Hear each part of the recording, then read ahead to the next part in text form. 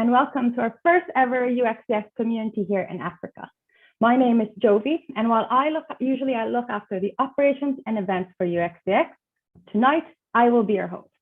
With our community events, we're building a global community of product development professionals in UX, design, product, and engineering, where you can continuously learn best practices and keep up to date with new trends in the industry. So we are delighted to be partnering with UX Ghana for this event. Thank you to Eric and Eldad and their team. And if you're interested in joining their growing community, please follow them at UXGH on LinkedIn, Twitter, and Facebook, and UX Ghana on Instagram, and really help your local UX and design community. So before we start, I'm going to run through some housekeeping for this event and a short background on UXDX. So if you have any questions for the speakers throughout the night, please share them on the chat box on the side of the video or onto the YouTube chat or Slack as well. The UXDX team will be monitoring them throughout the evening. We will always aim to answer as many questions, but just in case we do run out of time, I would always suggest to use the UXDX community Slack chat, more specifically the Ask the Speaker channel. Make sure to tag the speakers so they can respond to you directly. So what is UXDX? Our mission at UXDX is to help organizations to shift from delivering software from projects to empowering autonomous product teams. And we believe that shifting from projects to product teams is the best way to deliver on this mission. So how do we deliver on these missions? First, we promote and really push for cross-functional teams. The best teams work together, but often they learn separately, which sets unnecessary barriers and counterproductive boundaries. So at all of our events, we get the full team involved. This includes UX researchers, product designers, product managers, and engineers. This allows a breakdown between all the silos and really allows the teams to learn together, learn each other's challenges, and build empathy towards each other's roles. After all, if you need to work together, then you need to know what each role is responsible for. Second, the talks are always case study driven. And the reason for this is that it is only through execution that we can really see where the challenges are. So our speakers tonight will share their full journeys, including their challenges, so that you can avoid them and then be able to put their theory into action. And lastly, support. At UXDX, we want to continue to support you and your good intentions even after the event. We do this by giving you access to our Knowledge Center, where you can watch all the talks we've hosted at our events over the last 7 years. So you can get a refresher and continue to be motivated at all times. But we all know that motivation alone isn't enough. So we're also working on a framework to help transform that motivation into change. But enough about us, and let's get started on why you've all signed up for this wonderful event. As lovely as my voice is, I know it's not to listen to me, but to listen to the amazing lineup of speakers that we have tonight. So we're going to start the evening with a series of rapid fire 10-minute Q&A on the sessions that were released yesterday. So that's sessions from Majemu, product manager from Chaka, Jeff, design lead for Wella Health, and Anne, UX researcher for Africa's Talking. Hosted by our co-founder, Rory, this is the time for you to send through the questions you have for each of the speakers. And firstly, I would love to welcome Rory and Majemu. Thank you, Jovi. So welcome, Majemu, and thank you very much for your video. I found it really, really insightful, and I thought it was a great example of how you do an MVP in practice. So everybody talks about it, but I loved your no-code solution to doing an MVP. So the purpose of this now is to ask questions. So if anybody out there who's watched the video has any questions, please send them in and I'll ask them to Majemu. But to get the ball rolling, I'm going to kick off with a few of my own questions. So welcome first of all, and thank you for joining us. Thank you. Glad Excellent. To be here. One of the things that I loved about your story was the way you approached it with no code. And you, as you said, it was just a very simple survey and then a form, and then it was kind of behind the scenes. One of the things that I always hear people push back is there's too much work. Like if we did that, we wouldn't be able to keep up with the volume of work. So how did you deal with that? Okay, so the way we were able to deal with that is, so like I described during the talk, for us, it was quite straightforward, right? So all we just needed users to do was to fill the surveys. Then for each of the answers, we already attached weight. So it was somewhat a bit automated. So we didn't have to like manually have to go through all of the users' responses. And also it was already automated immediately. They fill the survey, their responses are gotten, and we can immediately, based on our calculations, just assign like a portfolio to them. So it wasn't really so much, or what that did for us was it gave us room to be able to like work on our actual products, right? So while we're already testing the market, while we're already seeing how users would interact, getting feedback from users, on the side, our development team were already like working on the actual product. So instead of us just waiting till we have a full-fledged product, right? It just gave us room to be able to quickly go to the market fast, test, and from feedback we're getting, we're channeling it into the process we're using to build the actual product. Excellent. Now, it's a great example of kind of doing it while you're building it in parallel. I loved it. Thank you. So as the talk title was, it's kind of you launched Now What? So you highlighted promotion. Can you give people some ideas of what were some of the techniques or ways that you promoted your product to try and get it out there? Because as you said, once you build it, nobody knows about it yet. Yeah. So first thing we did was even before launch, we had a wait list, right? So we were able to like even before launch just put out the value proposition. And because we are like an existing company, we already have like an existing user base. We have communities that we interact with and all. So what we just did was put out word about what we were planning to build, the value proposition, get people to sign up to join the wait list. And so from there, we kept on like interacting with them. So even while we were building, we didn't just acquire user sign up for wait list and just go MIA till when we were ready. So we kept on maintaining that line of communication. So by the time we were ready to launch the MVP, we already had people that signed up for the wait list. So it was just to, since they were already anticipating and waiting for that, so it was just to go back and, oh yeah, the product is ready. This is how you can use it and all. Then also, of course, our existing customers, we have like a Telegram community where we engage with investors or people that are interested in investing and all. So that was pretty much the channel we used to promote our MVP. And I mean, the numbers were quite encouraging, and that was what gave us the assurance that okay, we're quite on the right track. Excellent. No, great to hear it went well. One of the things, and I've promoted this approach of the let's just test it out like a fake door and just try get a waiting list and people to sign up. And the pushback that I've gotten from people is we're spending all of this marketing effort and we don't have it yet. So how many people do you think you lost from the people who signed up for the waiting list, but then by the time you actually communicated again, you had lost those people? And do you think that's an issue?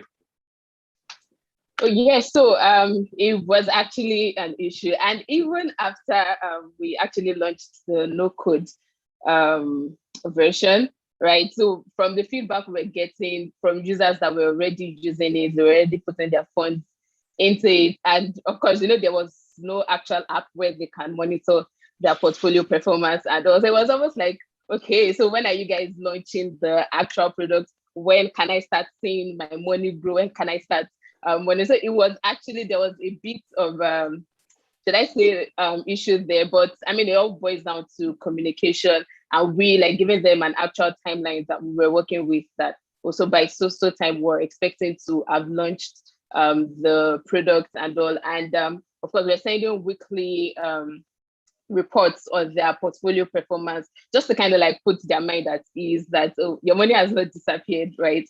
So yeah, that was one of the ways we were able to like maintain proper communication to customers, like giving them timelines on when so it was kind of like we were building together, right? So they knew when they were expected to like be able to use the actual app. And yeah, so then in terms of numbers of people that signed up for the wait list, and so we already set like, should I say, metrics or benchmark. We wanted this number of people to sign up for our wait list, even though we're able to exceed that number.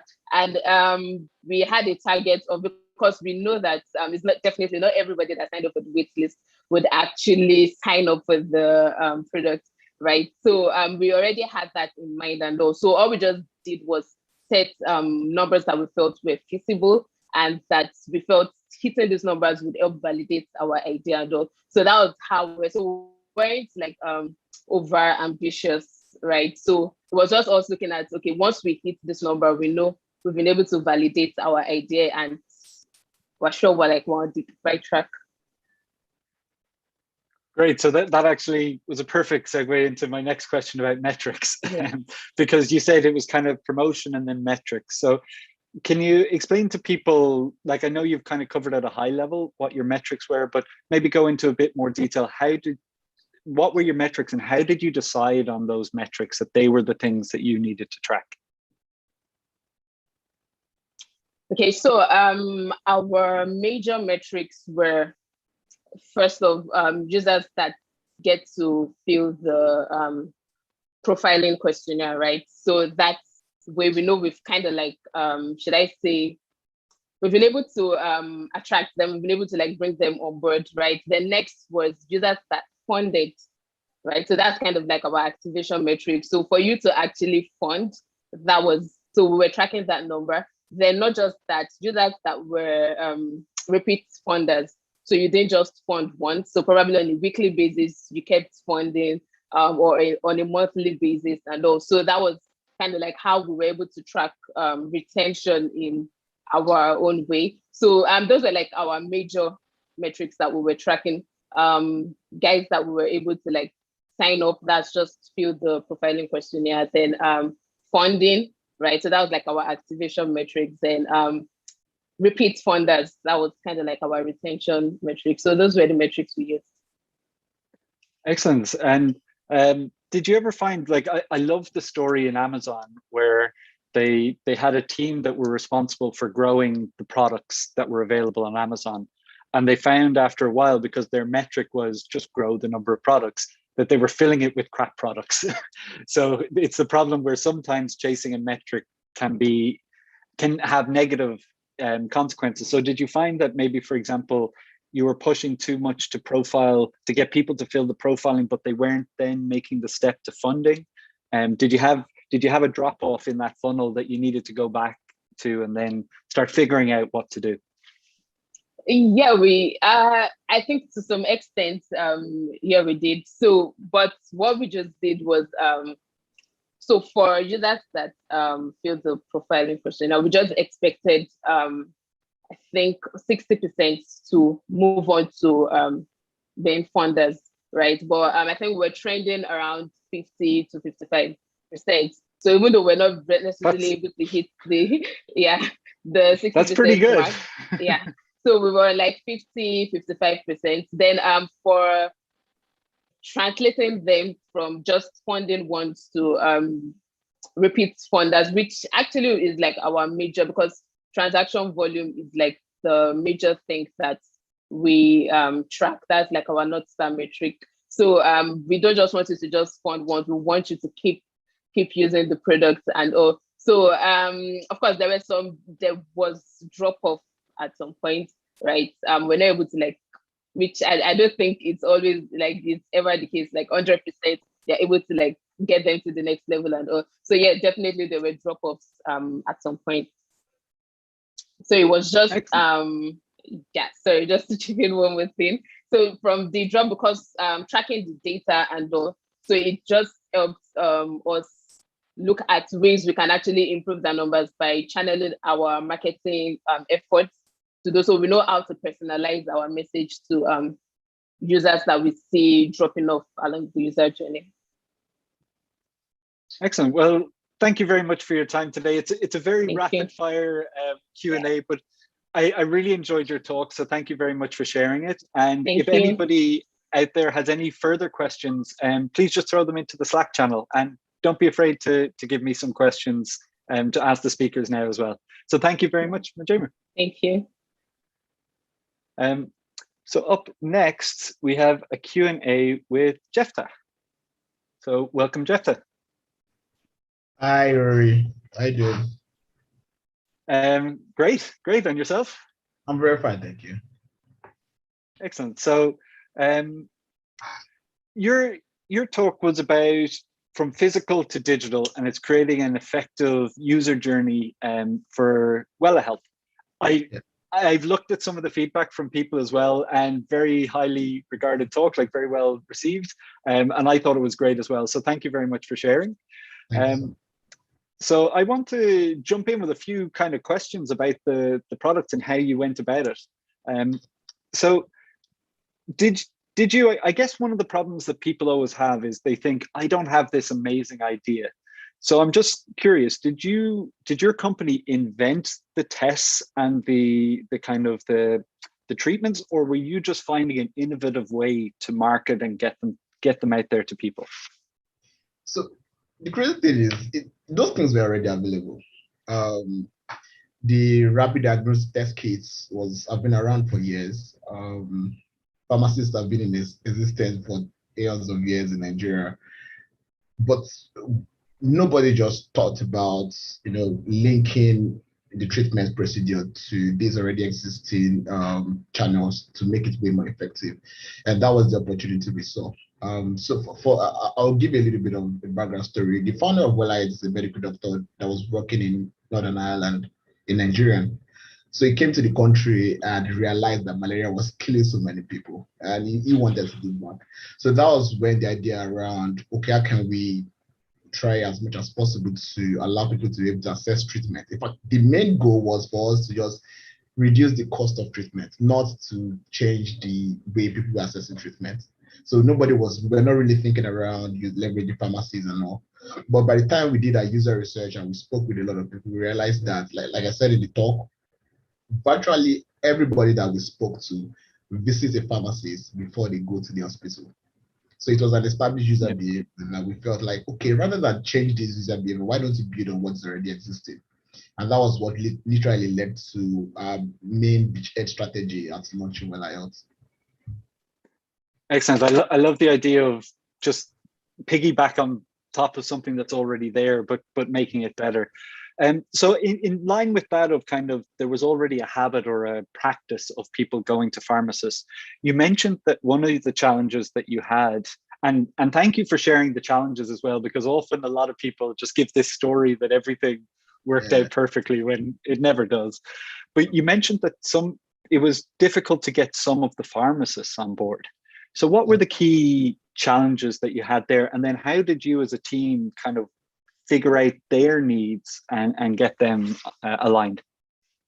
Right, so not that there were too many secrets about what happens in Nigeria health space, but pharmacists are not really regarded as primary points for a care in Nigeria.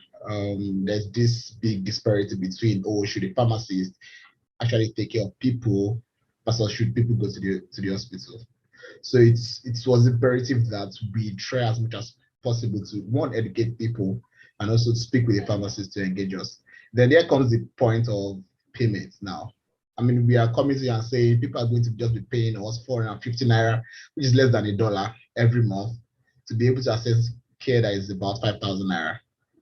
So there was that challenge of, how will you guys manage these? Where will the money come from? Are you an NGO? No, we are for profits. We are not an NGO. But we definitely had to find a way to, speak with them and engage them more. Then the other thing we did was we made pharmacists our partners. Rather than just saying we want to work with you, we changed the strategy from just working with pharmacists to actually partnering with them. And that was what led to us actually partnering with the Association of Community Pharmacists in Nigeria, which are now like a main partner of Wella Health. And also we started creating tools that help pharmacists to be able to better their operations, to make it more effective and faster. So other than just them helping us with treatment now, They have tools that allow them to be able to do patient follow-up, which was created by us. We now give them access to loans from our own side. They have wallet system that allow them to be able to collect payments. Now we are doing way more businesses with them rather than what we started with initially. So because of those value-added propositions and other things that were available, it became easier to convince them to get on the train with us. Great. No, I love that kind of leading by just demonstrating value. One question, and you brought it up there, that what you're asking for per month is quite low, and the treatments are quite expensive. So, from your perspective, are you one of these Silicon Valley companies that doesn't make any money and is hoping eventually down the line that you'll make some, or are you actually profitable at this point, or do you need to grow to a certain stage to get to that profitability point? Our goal is to be profitable. So the first thing is, there's usually this confusion that we are an insurance company now. So Wella it is not an insurance company. What we do is we work with insurers to create technology-driven solution that allows people to be able to access insurance in bite size, right? So we do not actually own the insurance that we give to people. Rather, we work with insurers. So ours is to develop a technology system that allows this to be distributed to people, provide a channel for people to be able to access those micro insurance plans that have been created by these bigger insurance companies. But as we go on, we're starting to realize that there are way more opportunities around the business, which is part of putting your heads down and seeing what is already available and trying to build on what is available. So we now have way more different kind of offerings. Aside from the insurance now, we've like I said in the talk, we've now pivoted into doing pharmacy benefits management with this insurance. So our network of pharmacies now and our patients now have access to drugs even cheaper at the regular rate that they would have normally have access to it when they go to pharmacies, because we started seeing those kind of opportunities available. And we're gradually getting to the point where we'll be very profitable, but not right now. Excellent. No, they always talk about have a mission behind your company that will get people really excited. And to be honest, the mission behind Wella Health does sound really exciting. Yeah. So that's great. In terms of what you've done, is there anything for the people who aren't insured? So let's say somebody finds, I guess it's a twofold question. Can they just go to the pharmacy and take advantage of all the work that you've done setting up the pharmacists, or do they have to be a part of Wella? And, yes. And the second part is, can they turn up that day and join as they know that they're right? So that's a very good question, but I'll share a story with you. I like to tell stories. So we recently started working at Ikotekpene. Ikotekpene is a small town in the eastern part of Nigeria, and we got over 2,000 subscribers from there. But over 90% of those subscribers are first-time subscribers. They've never had any form of insurance before. So meeting Wella was like the first time they actually have access to a plan. So what we did was we allowed them to be able to get access to the service at the point of sale. So we partner with pharmacies in Ikotekpene. When people walk in and want to treat malaria, rather than spend 5,000 naira on treatments, subscribe to our plan for the next 3 months. It's just 2,400 naira for the next 3 months. Why don't you subscribe to our plan and you have access to your treatment for the next 3 months rather than spending this large amount of money? And that made it easy for us to onboard more people. And I mean, the news spread like wildfire in the town. And now we have an experience center there. We have to actually build a physical center there for people to be able to have access directly to us. So yeah, people sometimes walk into the pharmacy and experience Wella Health for the first time and they keep going. But it's impossible for you to not subscribe and get access to our care. But now we actually are thinking around this, and we're now building a community that allows people to be able to actually speak with doctors to have access to health information, and from there, hopefully, they can get onboarded onto our platform. Great. Well, thanks very much for your time. To summarize, I love the approach of go in with a niche and then expand, rather than like the people who try to build the everything product. it was a great idea to kind of start. And I loved how you explained the user journey in your talk. So if anybody hasn't watched it, I'd advise you to go watch it now. So thank you very much, Jeff. Thanks so much, Rory. Yeah. Excellent. And up next we have Anne.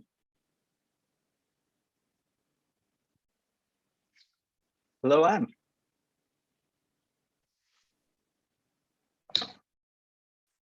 Good evening. Hello. Can you hear me? I can hear you now. Yeah. Sorry, I think there was a delay for a second.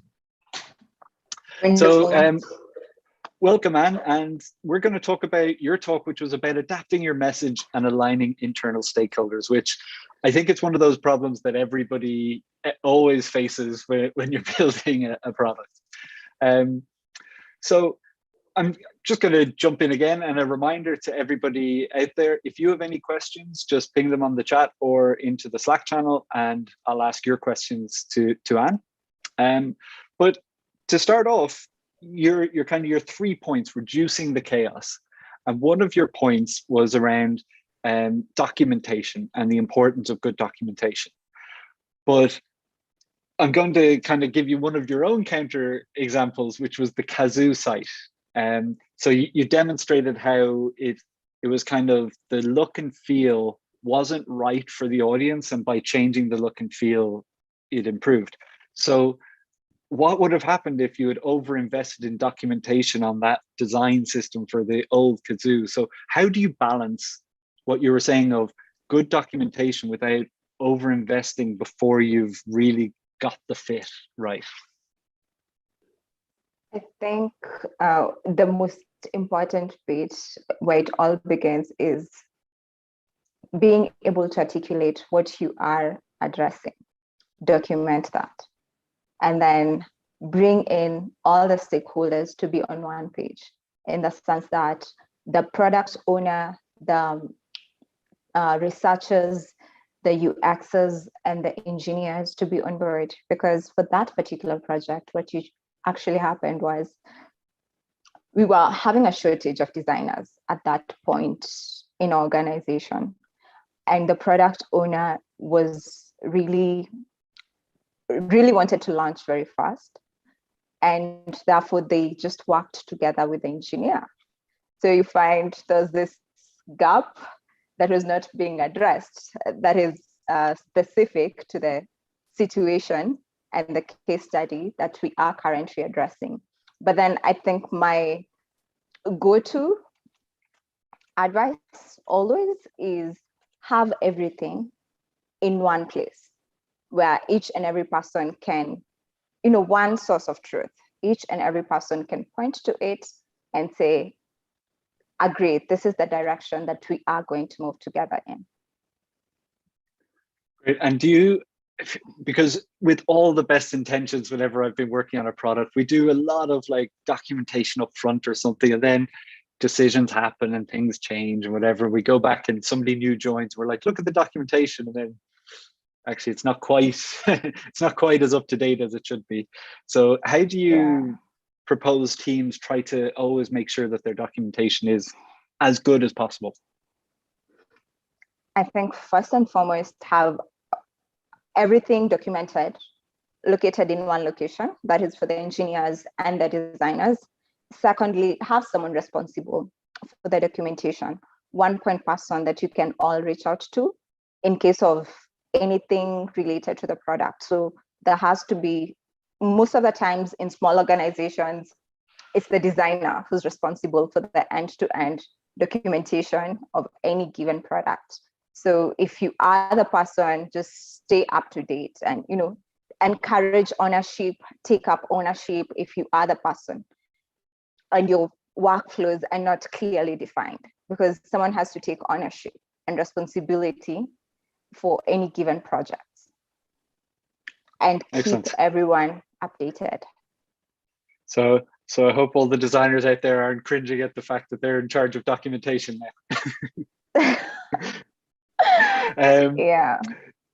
So the other point that you had, bring everybody along. Have you ever dealt with, because I have, where I just couldn't get a stakeholder.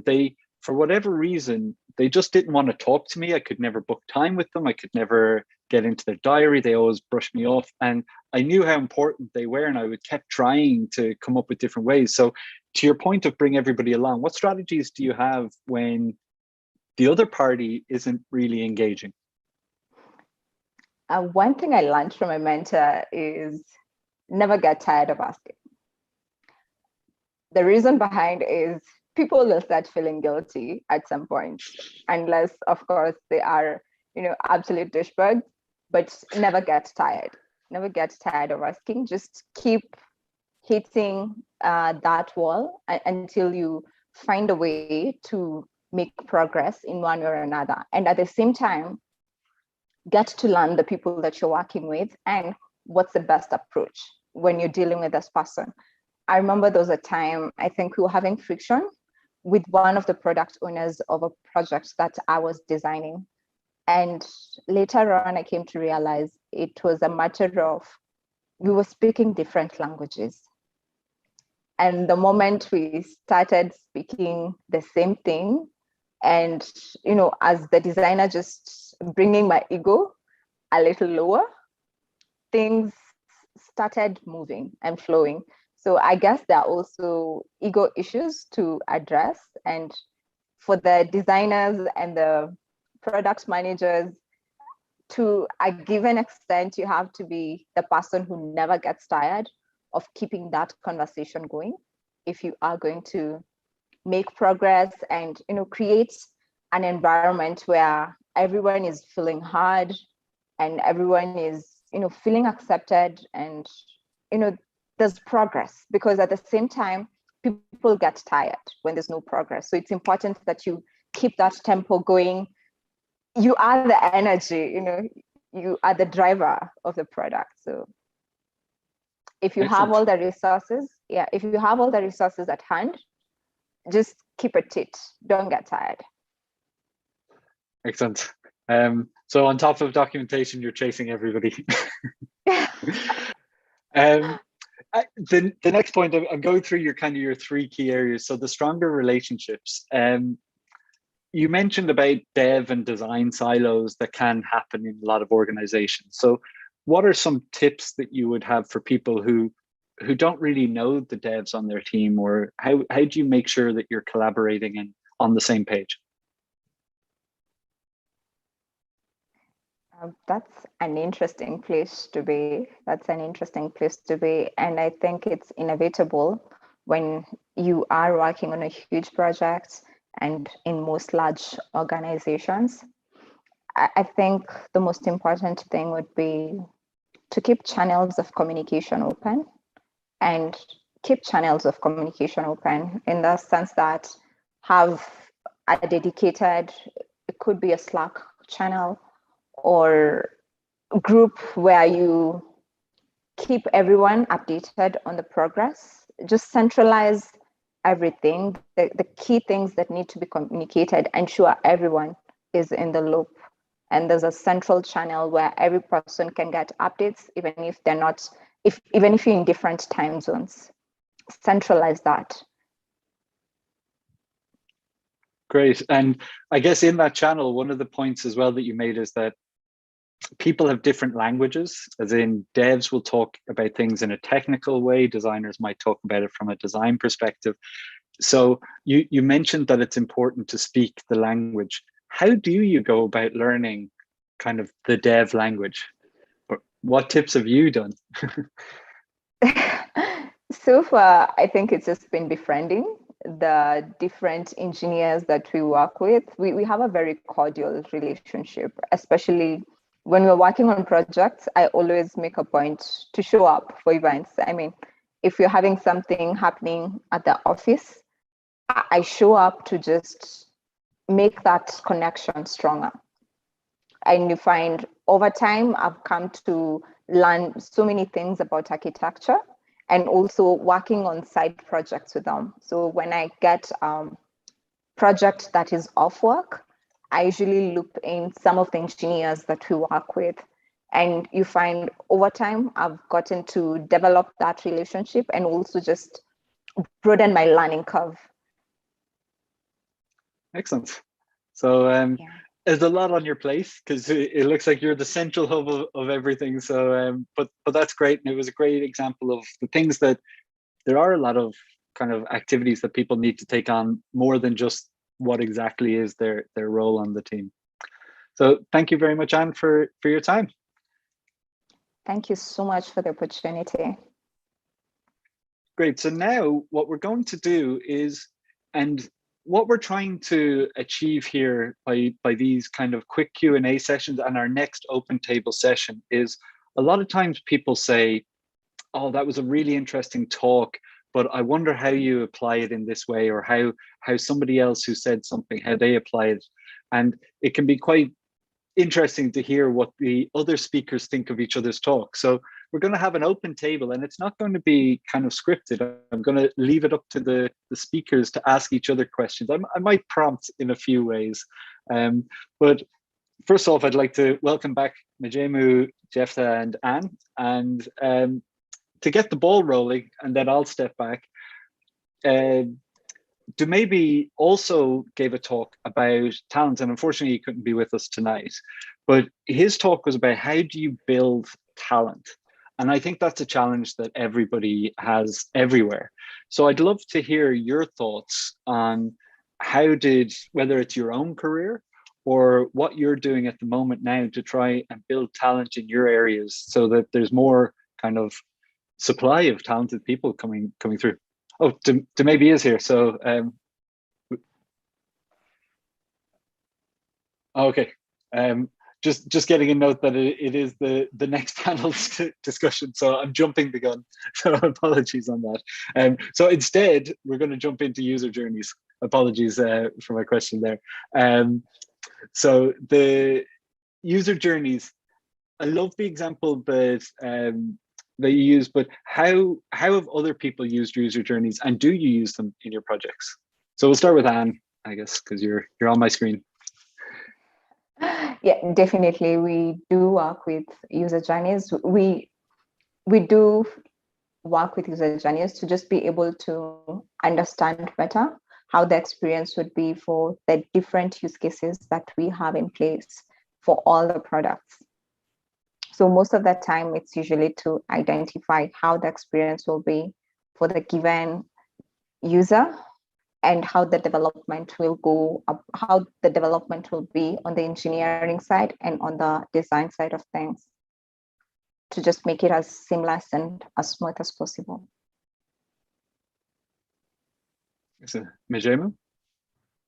Oh yeah, so definitely we use user journeys. So I mean, right from the planning phase before we start development.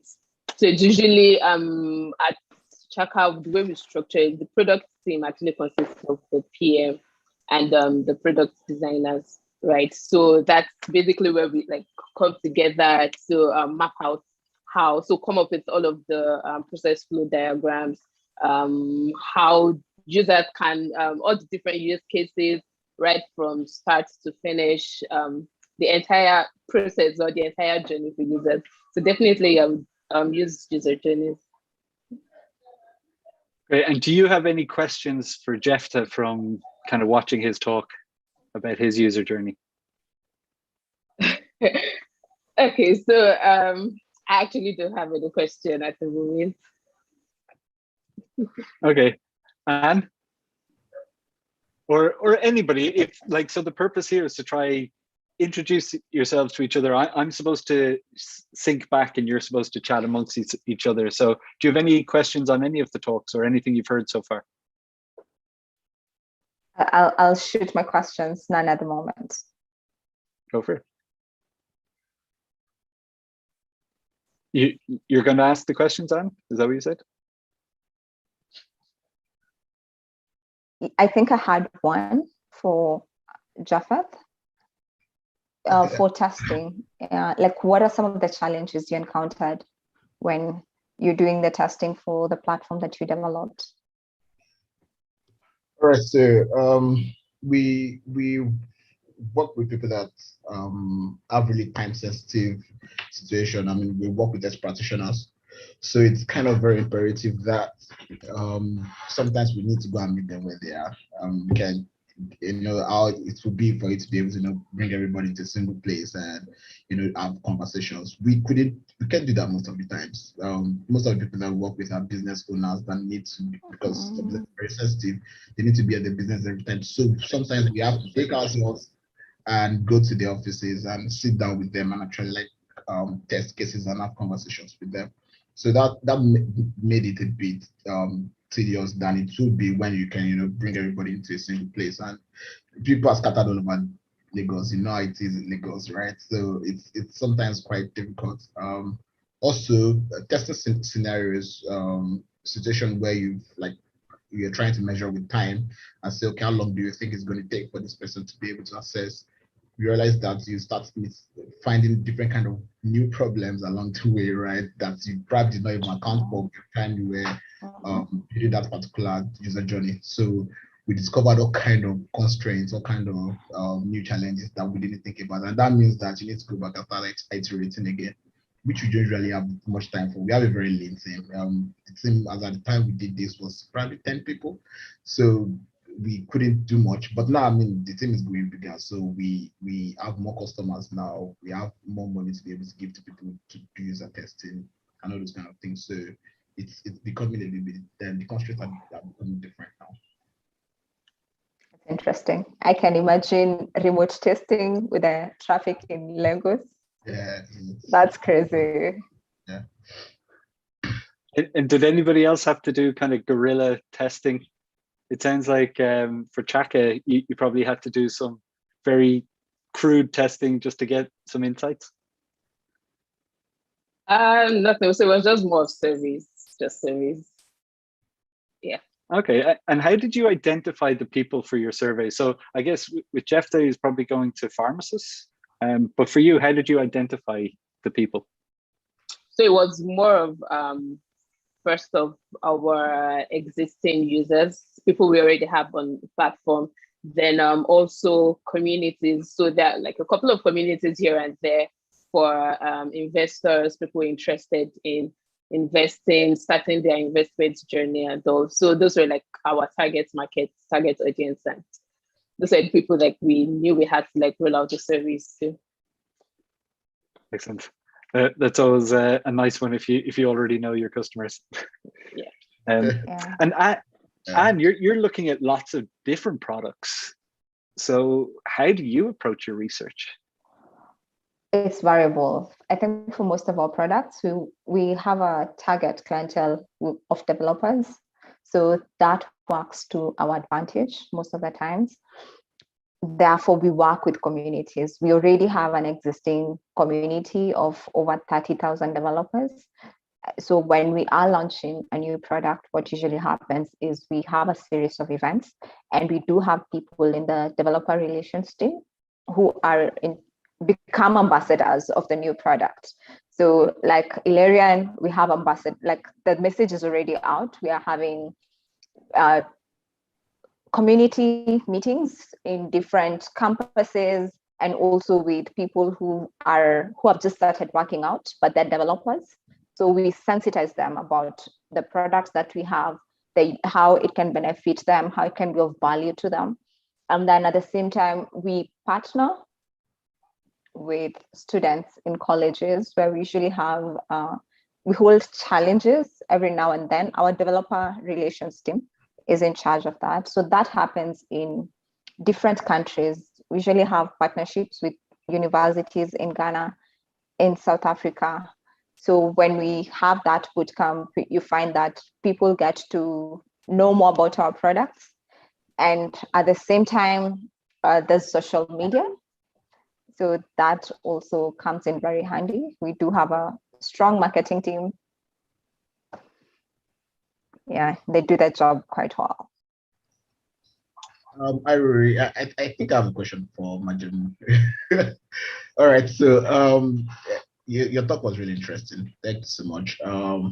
The question I have really is, I work in a very crazy product space. I think in Nigeria is not really so great, right? So taking people from point of acquisition to turning them to returning customers is so hard. So we are always constantly experimenting with different kind of growth experiments in the team. So I want to know, how do you take people from the point of acquisition to activating them, and how do you get them to constantly, put money on Chaka platform or pay for your services? What do you guys do? I mean, you've launched your MVP now. How do you keep people interested in products? Yeah, so definitely that's a very interesting question. So of course, there's no one size fits all, right? So just like you mentioned, we also do a lot of exploring different growth experiments, right? So, but one thing we really don't joke with is data. We're like very data driven, so we're always tracking the numbers. So, of course, from seeing the numbers, so we can always make assumptions on how we can go about some of our growth strategies. So basically what we do is from the numbers, we know how to like target each customer. So like I mentioned, so when we notice some sort of drop off, we make sure we try to like put ourselves in your face again, so that you're like, oh, okay. So it's not like, oh, these guys are already out. I think there's a saying, out of sight is out of mind, right? Yeah. So we just always try to make sure we're always in your face. So basically it's just really, so it's not like we've fully, I wouldn't say we fully hacked like the process of, translating users from just acquired users to people that are fully retained. So it's pretty much us trying out different growth experiments, tracking our numbers, seeing what works, what doesn't work, and seeing how we can iterate and get better at it. Thank you. So one thing that we use a lot in my team is NPS scores. We are constantly asking people for questions around what they felt about the service. And you are very right. Out of sight is out of mind. Being top of the mind awareness is like a big deal in my own space. So, for example, someone signs up for an health plan and doesn't fall sick in a month, or 3 months, or 4 months, or 5 months. They probably forget they have an insurance plan. So that they need to constantly like be in their face, find ways to engage them. They must encounter a product at least one way or the other. It's crazy, but I know you guys are product managers, so. So I think just to add to something you talked about, so we also, one of the major metrics that we track, that's for the product team, is so we have like a PMF framework that we use, product market fit framework that we use. I think I touched on it a bit during the talk. So it wasn't really anything that, so we didn't have to reinvent the wheel, and also it was something that I saw that Superhuman, pretty much a framework they used, and it was really well descriptive, and we just said that, okay, it really works fine for us. So it starts with a survey to see how would you feel if you could no longer use our product, and from there it's just seeing how we can always, so we already set up like a drip email, so at a certain point in the user journey they get that email. So from there it's always us looking at how we can always improve that number. Then it also helped us with segmenting our audience, right? Being able to see the actual, because of course not everybody on your platform are your actual users or the people you should actually focus all of your attention on. So using that framework really helped us with segmenting our users, then also helped with our roadmap, designing our roadmap, right? So from part of the feedback that we get, we can always see what's the recurring theme from feedback we get from users, right? To see what users actually want, as opposed to us just making assumptions of what we think users would want, right? So seeing how we can prioritize some of these requests, fit it into our roadmap, and also that was like one of the major things or techniques that we use. Thank you so much. I'm writing PMF down. Yeah, quite insightful. Just to Yeah. add on the discussion, to chime in, our strategy around growth is usually very client driven, and also we look at the trends in the market, because if you look like a product like Carzo, it's a security It's an OTP platform that's supposed to help improve security in financial platforms. Now, how we get clients and convert, we look at the demand, what are our clients inquiring? We realize for the last 2 years, there's a high demand for OTP. So clients coming to inquire or ask for SMS wanted an OTP. They were always inquiring if we have an OTP platform, which we didn't have. So we came up with Kazo, which is an OTP platform. And then if you look at the market trends, fintechs are on the rise. So that usually helps us to have an easier time in penetrating the market. If you look at the e-learning platform, there's a trend, there's a rise in having virtual learning platforms. So the issue is usually to go around the strategy. How do you position yourself at a vantage point with the product that you're developing? How do you, sorry, that was just so interesting, I'm jumping in, apologies. But how do you, if you're taking those really kind of different opportunities, how do you develop the in-house skills to be able to actually deliver on those? Because a training platform and an OTP platform, they're so very different. Yes, true. I mean, absolute agreement. But then at the same time, we look at what is the muscle required to develop this platform.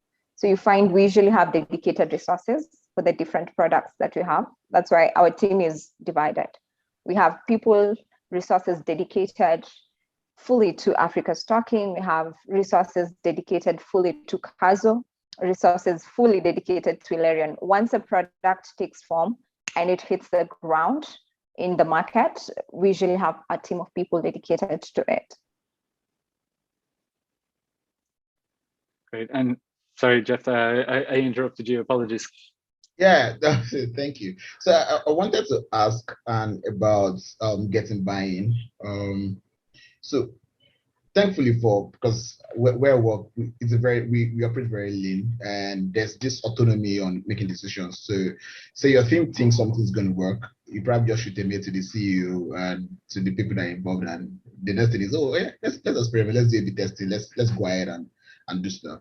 But I've noticed that I've worked in bigger organizations where to even sign up on a single switch in probably call of the button takes months, right? So how do you function in that kind of environment when you know that, okay, some things needs to go out very fast, these things needs to actually like go out now, but you have people in the C-suite that are still delaying on decisions because they don't have time for you, or they are busy with other pressing matters, or they are not available to listen to you, but you need their buy-in to actually like move forward with that. How do you reconcile that? What do you do in such situations? I think what has worked for me is just finding ways to communicate the value. What's the ROI? What's the return in investment when you make this change? So getting the numbers in place, and now getting an actual proposition as to why you need this done urgently, or you need the feedback to be done fast. So if you're able to communicate the value, have evidence in support, I think you'll have an easy way around, especially if you've had previous successes that you can point to. Okay. It makes your work easier. And then also finding an advocate, a design advocate in the C-suite. Because I was going to ask, how do you tell someone that if we move these buttons to this particular point, there's a big chance people are going to click more on it? Like, to them, it usually look like very minimal solutions, right? Or marketing team say, no, let's give discounts, and your CEO is telling you, sorry, discount is just a lazy way towards growth. Coming up with ideas and constantly finding ways to test is kind of harder in bigger organizations, I know. For us, for me, that's not my experience. I can wake up tomorrow morning with a new experiment and we are going ahead. We are going to go ahead and just justify why you want to do it. And as long as they are not spending money on coding, that's fine with the CEO, right? So, but I get it takes a lot more communication in those kind of organizations than where I work. Yeah. I mean, absolute agreement. Having an advocate in the management level and also an advocate in the engineering team, it goes a long way. It makes your work super easy. Yeah. Thank you. Just one quick question there, because the quick experiments in health tech or in fintech or I guess in any large organizations, they can often face pressure from the business because they're saying, I don't want to risk it. We need to do a very long testing cycle because it's so important that we don't release any bugs or anything. So do you face that problem as well? Do you have a lot of difficulty? Do your releases take a long time? Right. So there's a no code, no money rule in my company, right? So once you come up with an experiment, the CEO is asking you how much will this experiment cost, right? So you probably mention one ridiculous money. You know then right there that this experiment is not getting signed off, right? So we've found a way, we've adopted a way to use the most menial tools to get things done. Sometimes we've come up with an experiment to probably push a certain feature or a certain message into a certain group of people, a certain course. So rather than wait for the marketing team or the engineering team to get it sorted for us, the design team and product team have found no code tools to use. So we just sometimes leverage Notion, sometimes we use Google Sites, sometimes we just use Webflow by ourselves, create a landing page and push it out. If it works and the results we are getting from the metrics make sense, then I can come back to the entire team and say, right, this is what we've been doing for the past few months. We've not invested anything other than our time and our skills into it, but we are realizing that there's a potential here for us to explore. Can we kindly explore it?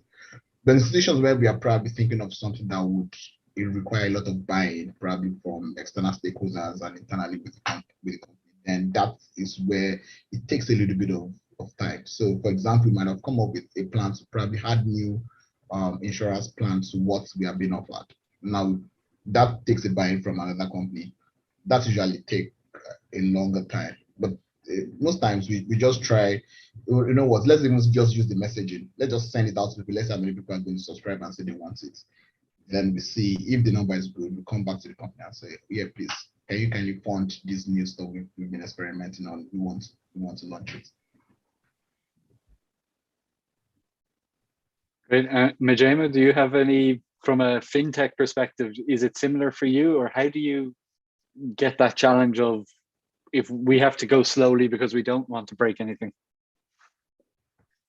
So I don't think at the moment we've really had so much of that challenge. So before anything is going into the roadmap, just kind of like Anne talked about, we make sure we have like buy-in from everybody. So before we even start developing or start putting in efforts on anything, we ensure like there's buy-in from everybody, the entire company. So even from the customer experience team, ops team, you know what's the focus, because we develop our roadmaps every quarter. So everybody has insight and visibility into what's in the roadmap. So you know what's going on, what's expected to be released, and also right from the start of the quarter, we make sure whatever is going into the roadmap, we have buy-in from everybody. So yeah, I actually had a question for Anne, and that's around documentation. So I know you talked about documentation, and of course, we all know how important documentation are, but I mean, it's not every time everybody will be so excited about putting in the work to ensure we have all of the necessary documentation. So this, my question is just for you and for your team, what are the, like, should I say, compulsory? So before you kickstart any project or start working on any product, what are like the compulsory documentations that everybody knows this has to be in place before we get started? Most of the times we work progressively. So when we set out, I think we need to have the user flows in place, the persona in place, the wireframes in place. I think those three are usually, and now any insights that you've gotten from the research that you've done, once that's set in place, we're good to go. I think I've forgotten the brief as well. The brief from there. So once you have the problem clearly defined, the user flows, the persona as well, we're good to go. Sounds good. Thank you. Yeah. And how And then do you at the keep same it? time, Sorry, go ahead. yeah, I think that's variable. The documents vary depending on, are you beginning with an idea or are you developing an already developed product? So it's variable. It depends with what you're working with, because it's not cast on stone. If you're working with a fresh idea, the documents are different from when you're working with a feature that's already developed. So you're just making tweaks here and there. And did you have any difficulty? So it's great up front, but do you have any stage gates or anything as you're going through to make sure that somebody's gone back and made sure everything is still correct? Because from my experience, things can change quite a bit as you're going through. Yes, but I think for us, the key thing is once you've defined the problem and identified the features that need to be in the solution that you're building, that's a good place to be at. So now you can start working around the flows, the different approaches that you can work around the wireframes that you'll develop. So key is just the problem that you're solving, and now what features need to be in the solution that you're building. Once you have that in place, the approaches can change on the layout. So that's when the first iteration, the first prototype, second prototype, yeah, we keep building on that. Great. I'll jump in with a question because it came up a few times that everybody's doing the research and talking to the customers and getting those insights. How much does those insights, how do you communicate those to the teams to get the buy-in to like, let's follow these insights versus the kind of somebody's come up with a brief already and they're just trying to push through what they've already thought of? So do you face that kind of situation and how do you deal with it? So, okay, Anne wants to go. Anne. Please, ladies first. All right, ladies first. Most of the time we work in collaboration with the customer relations team. So by the time we are making changes, everybody is in agreement that what you're doing is legit and it's a validated idea. We work in relations with the customer facing team and the engineering team where there's need. So when there's an issue that's being addressed, everybody is usually aware and has visibility of what's going on. Yeah. All right. So we have a segmented part of our conversation in the company that is basically meant for product improvement. So that product team or the growth team is made up of the CEO, the product lead, the design lead, the tech, the CTO, and the lead of the customer service team, right? So what usually happens is, customer service team usually have first-hand contact with users because they're the ones people complain to the most. So what we do is that everybody comes in and says, oh, this is the challenge we've been having with our users. These are the things we've gotten from user research. And now it's up to us within the team to think together, how do we mitigate this new problem that customer service team are encountering? Probably it's in the service delivery, or maybe it's in website subscription, maybe it's, but we have dedicated time to this in my team to constantly, get user feedback and think around new things that we can do to solve the problem. And the situation where we probably like now we have a 10x goal to 10x everything we've done last year, and now you have to come up with new ideas and new thoughts that would definitely mean that you have to speak with customers and come and say, okay, we have to add these new features to our product. So what we do is we usually have you need to document what you're thinking about. You need to state the reason, the objectives for what's the new idea you have, where those ideas are coming from, what are the data that supports it. Because there's a saying in a company that only God is not allowed to bring data. Everybody should come with data. So the moment you have to come in to say, oh, we need to do some things new, you definitely need to have an analytics to back it up. So you probably bring in old data, and from the research you've done from everybody, what is data saying? What are people saying about the features you rolled out last year? Is it selling? Is it working out for people? Are people actually using these features you said you were going to actually use? Then our KPIs definitely are also there to decide on how we're going to go about our user research. So, but constantly we are always looking for ways to make sure that we're empathizing with our users, because I think that's the most important thing in healthcare. There's no way you say you are helping people to live a healthy life and you're not speaking to them regularly. So we are in constant conversation with our users. It's primarily a cultural thing in the company for you to always bring back user feedback. Excellent. Thank you very much. I could probably keep talking or eavesdropping in on your conversation for a lot longer, but unfortunately we're out of time. So I'd like to thank Majemu and Jefta for the conversation and for sharing all of your insights and talks. But now I'm going to hand it back to Jovi. So thank you very much. Thank you, Rory. Nice meeting you. Hi, thank you so much for that, Rory, and I hope everybody enjoyed that. I really love these panels. It shows really the importance of collaboration in teams. Everybody is from different roles.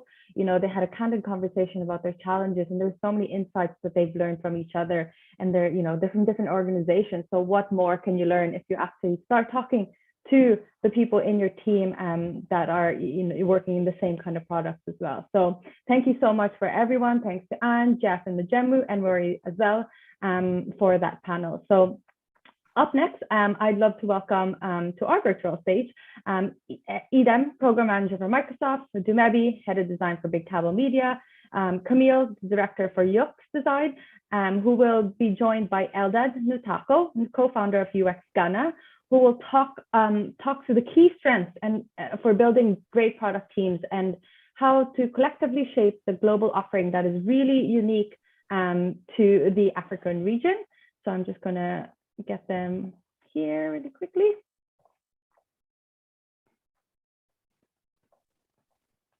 Hello, Eden. Hello, is everybody ready? Perfect. I'm just going to unmute everybody. We are ready to rock. Perfect, thank you. And I hand the virtual stage and my microphone to you, Eldad. Thank you, Jovi. So first of all, thanks. I can't remember your name. Why did you just forget your name?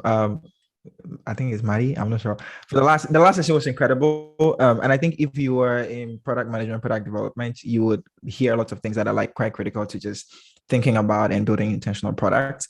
But then there is the big elephant in the room, right? Who are the people who are actually going to do all these things, right? So Anne was talking about getting information from users. Jeff thought about talking to designers and developers. So the question is, who are these guys? Who is the team that is behind actually executing all these interesting things, right? And that's the session that we're gonna have today, talking about just building product teams, right? And we'll get to know each of the panelists as we get into it. We have the conversation, they will expose a bit more of their background, but I want to jump right in, right? So I'm going to start from Adam. I think you are one of the few people who've actually had the primary responsibility of building teams. People come to you and they go like, hey, I have a product, I have something that I want to build. I need to build a team.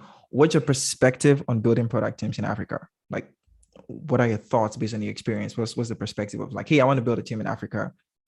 Where do you stand on that? So I think that we have a very unique set of challenges when it comes to building products in Africa generally, right? So in my experience, like having done consulting for a wide variety of companies across the world and everything. What I find always interesting is how all of the experience that I've had from everywhere else means nothing here. Like it's completely it means nothing. And it's always interesting how we try to be like, oh, but this worked here, it should work here as well. And almost always it never does, right? And then the second thing that's also interesting is how we also don't seem to have, an inventory or, like a resource library of best practices for, like properly building, products for the African markets, right?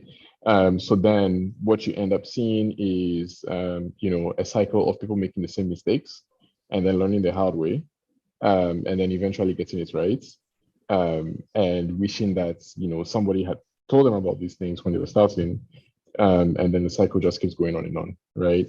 And then, it also means that when you do want to find people who have or who can actually build, like products and successfully, then you have to always find people who have already gone through that cycle, just to make sure that they know what they're doing. Because even if they're really experienced in, like product design and building products and everything, a lot of the experience might not really be relevant when it comes to building in Africa for a whole bunch of reasons that we can talk about,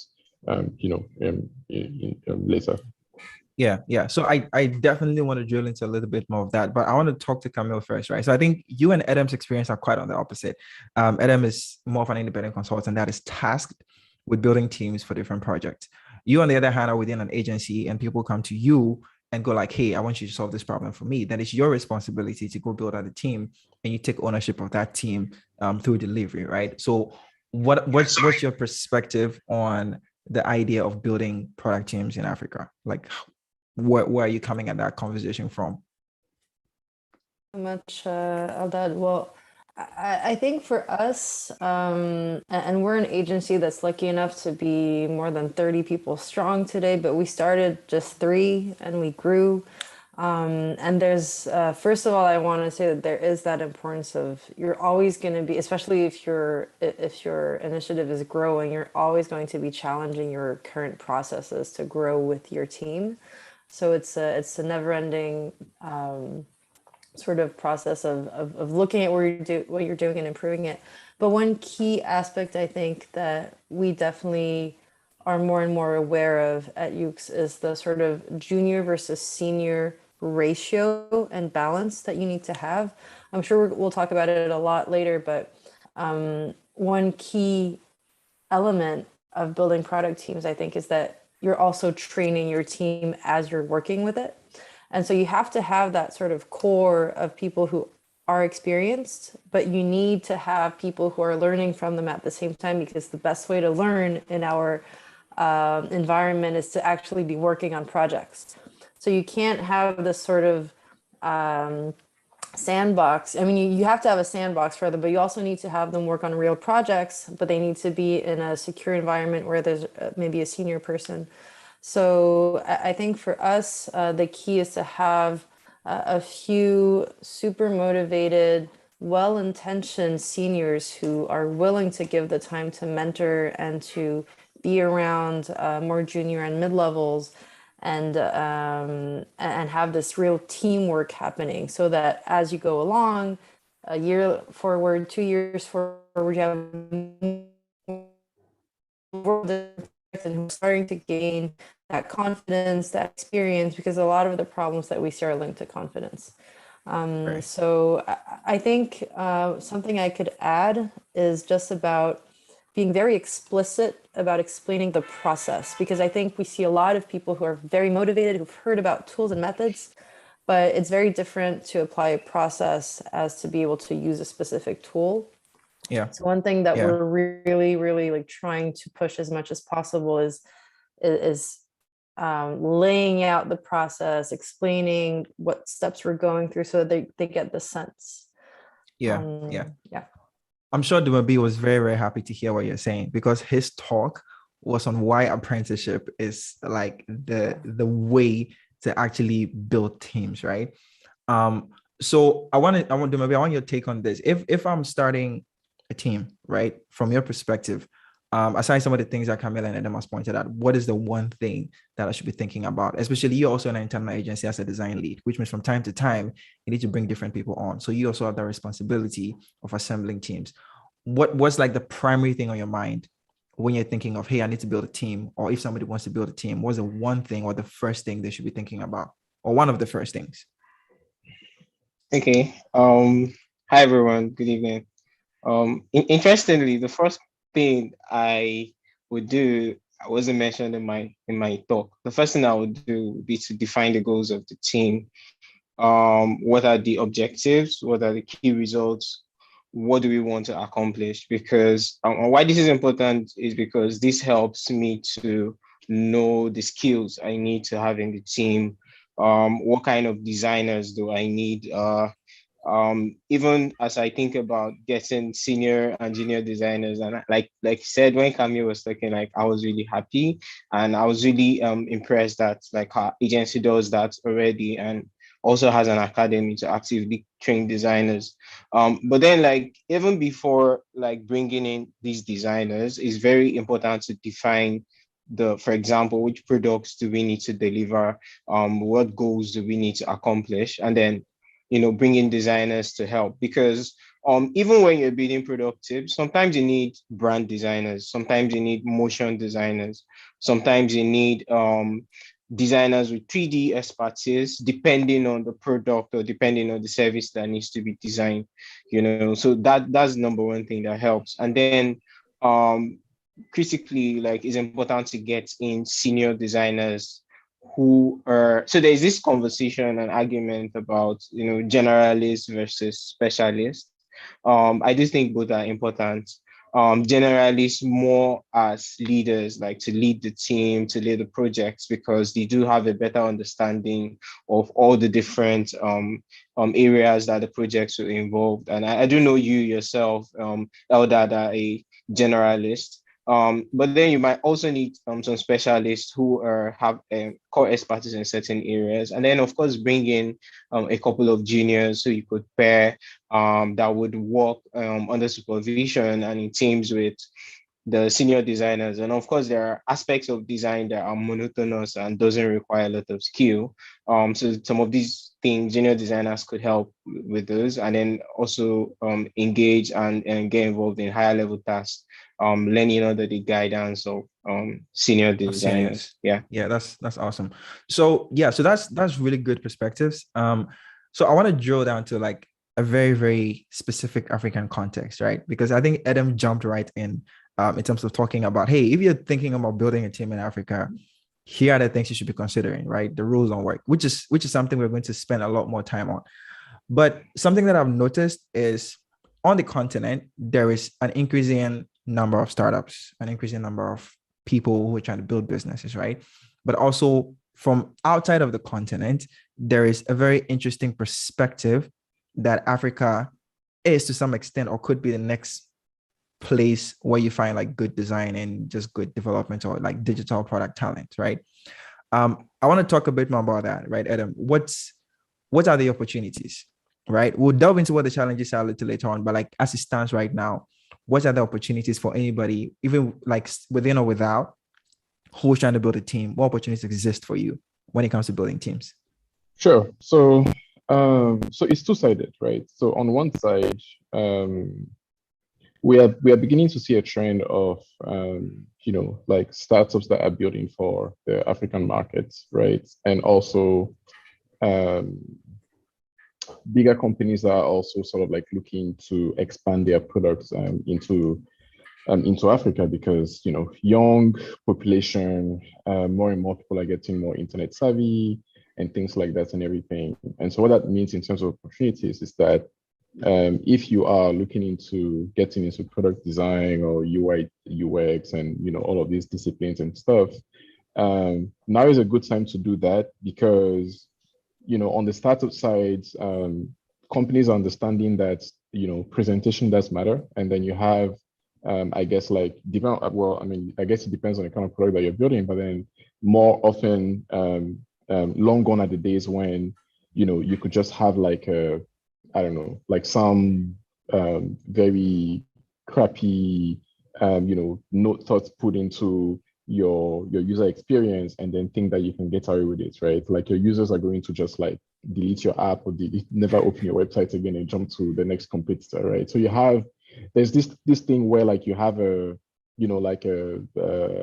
how will I put it, like the very first impression matters a lot, and you want to make sure that you get it right? And I'm actually very happy to see that, because a couple of years ago it was not like that at all.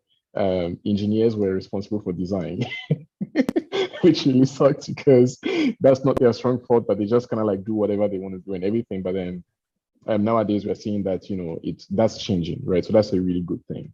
And then on the other side, you also have like the large companies that are seeing they're doing it for two reasons, right? So number one, they're beginning to understand that diversity on their team when it comes to user experience and things like that, if they want to target Africa as a continent for their next set of customers, is really important, and they can't build these experiences if they don't have designers from those places who can give them the insights that they would never get unless they are there, right?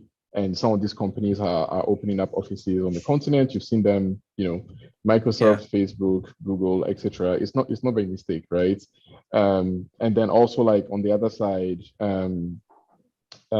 these companies are also seeing, well, you know what, like we've learned all these things over the years for across the world and doing these things, but then we are seeing that like when people try to use our products in this part of the world, there are a lot of things that we don't know about, and so obviously, like, it makes sense to have people who have experience building for those markets to work in our teams, right? So whether you're interested in doing like work for startups or you're interested in doing work for established companies, there's a lot of opportunities, and it's only going to keep growing. Like, it's not going to stop. Like, it's kind of like setting the bar like really, really high.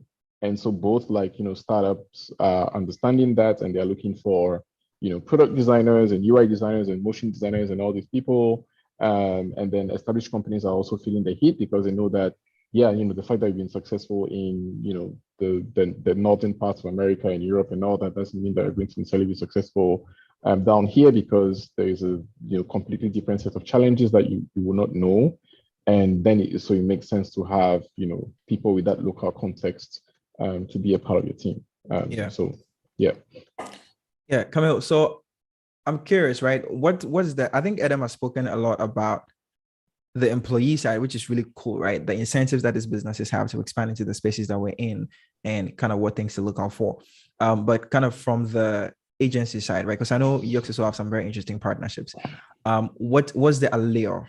Was the thing that would make me as an agency owner, as a company owner, go like, I think Africa is a place where I could build my team, right? So outside of the fact that maybe there's competitors, like, are there any other things that's making me go like, okay, I think this is a place I should look at, and this is a place I should think about putting a team, because you had, some certain advantages?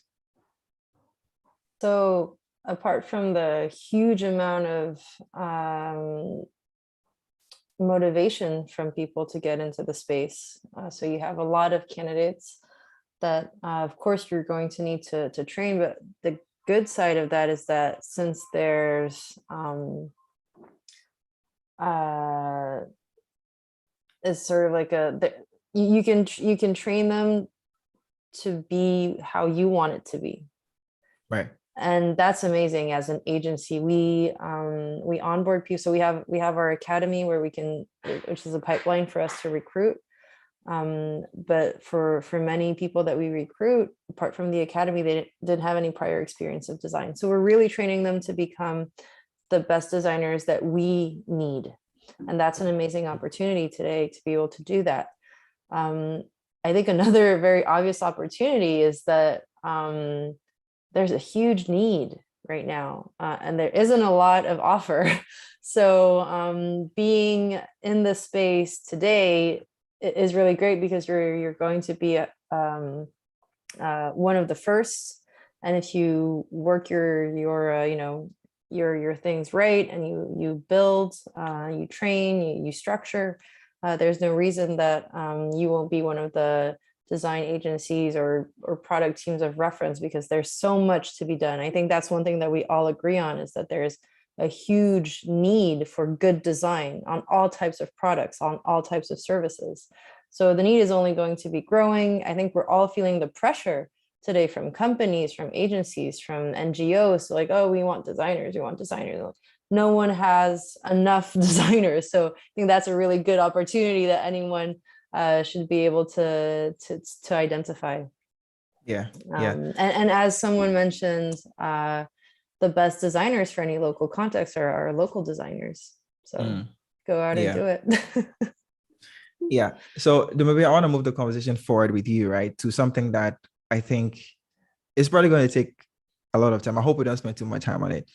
What challenges should I look out for, right? Because we've admitted this is the wild, wild west when it comes to just getting these technical skills, right? And I'm not talking just design. I'm talking design, product management. It's the last panel, went a bit into product management, which is really cool to see.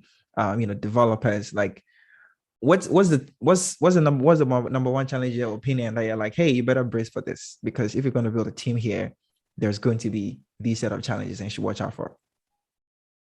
Okay, so I think the first challenge, which is a bit universal, is that there are very few universal standards for design education. What I mean by this is, like, you could meet two designers talking about design thinking, and you tell them to tell you about design thinking, and they're saying two different things. So, like, for example, what Camille said, that that the opportunity, the training they offer gives them is that you can train designers, to, fit into the way their company works, because of the fact that many designers learn design informally and like through different channels. It means that when you're building a team, like, say, for example, you're building a team of 5 to 10 designers, they all have 10 different perspectives on how a product should be built. So one of the things that is important to, establish from the beginning is a process that will work for the organization. And I think it's also important to maybe start from building a design system, having a design language, defining a sort of North Star, like within the design team, design principles that must be, adhered to. Like, for example, within my team at Big Cabal, we had to, like, over time, from time to time, have fundamental design trainings, like go back to fundamentals, go back to typography, go back to colors, go back to layout, just so that there's a level of consistency across board, because we notice, oh, this person can text differently, this person, the way they organize their layout is different, and we want consistency across board. So defining that does help a lot. Another thing is, like, building a culture. Of course, I've talked about mentorship a lot, and that's important. But even beyond mentorship is building a culture of, would I say, brave exploration. Like, designers should be willing to make mistakes. Like, I think for example, on Twitter, many times we post designs, maybe on Dribble, we all out for critiques. Now, it's good to critique your design, but it needs to also be positive in the sense of, oh, you got this right, but this is how you improve. Because there's always this fear junior designers have when presenting their designs. They want to impress. They want to show you, I'm what, like, you didn't make a mistake hiring me. But it's important to create the environment where they are not afraid to fail, where they know that when I make mistakes, I'll be guided to grow, and I'll be guided to, improve on my process, improve on my skill level, so that culture is important. The culture of, like, allowing people to fail, creating that culture of, well, I don't know the word to use, like, just maybe a positive feedback loop that people can give feedback encourage failure, essentially, right? Encourage failure. Exactly. Yeah, and also one of the things I noticed is, like, there's no one size fits all process. Like even the proponents of design thinking say that for some context, you might have to start from the end, or you might start from the middle, or start from the beginning. So one important thing to do is not to be dogmatic in the sense of this is how design must be done, And yeah, to also be, especially when like for an organization coming from Europe or coming from anywhere in the world, it's important to learn the local context, learn what works for the people, and design accordingly. I know one of the frustrations a lot of people coming into Africa experience is the fact that why is everyone relaxed? Like everything is moving slowly. It's as if you want someone to jump on something immediately. For example, I know in Ethiopia, everyone goes for lunch, and like if people are meant to work on a certain thing at a certain time, everyone stops working and goes for lunch. And for someone from another culture, that might be confusing, so it's important to get to know about these peculiarities, and build a and adapt. team around it, yeah, and also be Yeah. inclusive and allow people to express themselves. Yeah. Yeah. So Adam, you mentioned something that I think is really interesting that I want to talk about. If the rules that I know don't apply, where do I start from? Because for anybody building a team, you rely on the experiences that you have and the commonalities, and the spaces you're in to kind of give you a good guidance on like where to start from and where to go next. But you're essentially telling me, hey, you're coming into a space where everything you know is basically like not gonna work. So in that case, where do I start from? I think you just have to look at the people who were doing it before you, and then, like, I mean, I think that's where the apprenticeship thing that maybe is talking about, sort of makes sense. And I don't think the apprenticeship applies just for like, like a senior person who is teaching or, like mentoring a junior person. It also applies for you being a senior person from some markets and having no experience in these markets and just learning from people who, have been doing it before you. You may have like, a lot of experience on, and it doesn't necessarily mean that everything that you know before coming is completely useless. Like you may have a lot of experience on like tooling, processes, management, things like that and everything. And then you have to kind of like learn to adapt the things that you know and then make it work for the market in which that you are operating, right?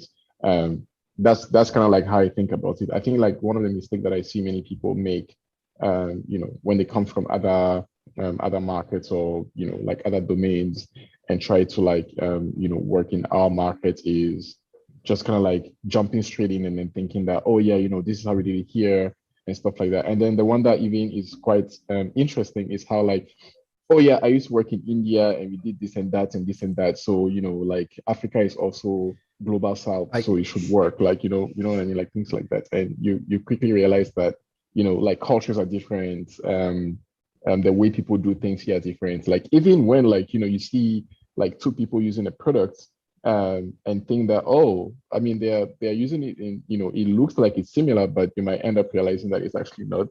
So there's a lot of things that you just like you have to learn and stuff like that. So I feel like one of the things that Africa is actually is such an interesting continent, and it has happened so many times, is that we are very good at leapfrogging, right? Which means that there is never enough time to sort of like build enough domain expertise and then have like let's say transferable knowledge, right? That somebody can just like pick up from a book and then get familiar with. It's like by the time that we understand something well enough, we are jumping onto the next wagon, right? So it's just easier, or it's just more efficient to simply seek out the people who have been there before you, have done it before you, and then learn under their their mentorship or their apprenticeship. That's for me. That's what I've seen. Has worked pretty well. So yeah, that's very interesting. So you mentioned something that I think Camille will be excited to talk about because she's probably the one person that's experienced it the most.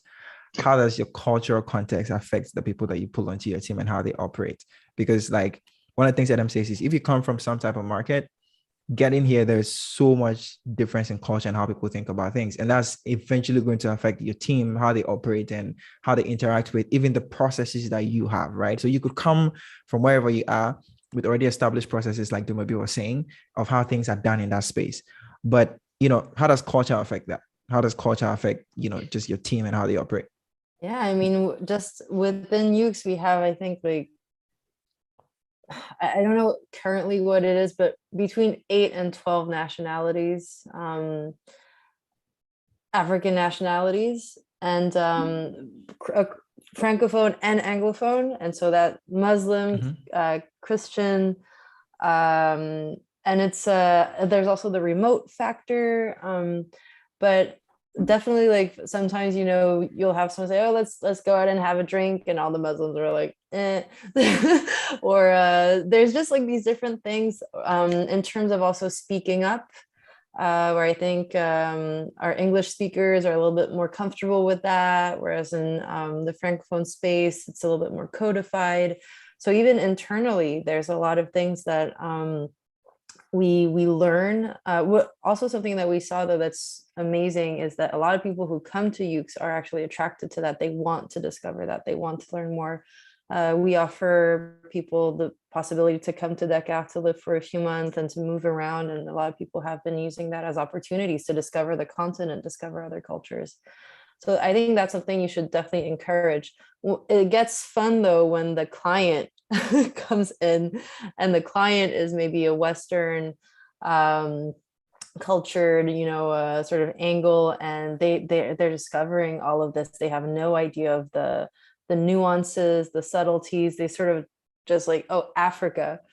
And and you have to be very patient about explaining, give examples, try to don't like be condescending or anything, but you need to very calmly explain how things happen here. And just, I think examples are the best, to be able to help people understand the diversity of experiences on the continent, the extremes that we have, that also make design so challenging here, because you're designing for such a huge variety of, like you were mentioning, maybe of ways people use things and digital literacy levels. So my answer, I think, to all of that is that take the time to know your team personally.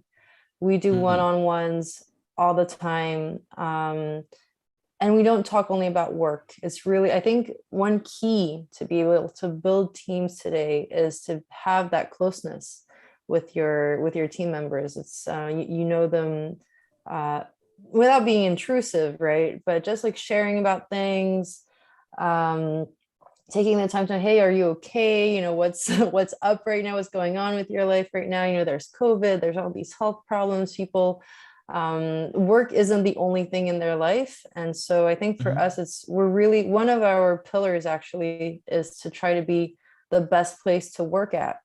And that means a lot of different things in terms of work-life balance, mental health, feeling like you can, you have a space to fail and still be protected by your manager.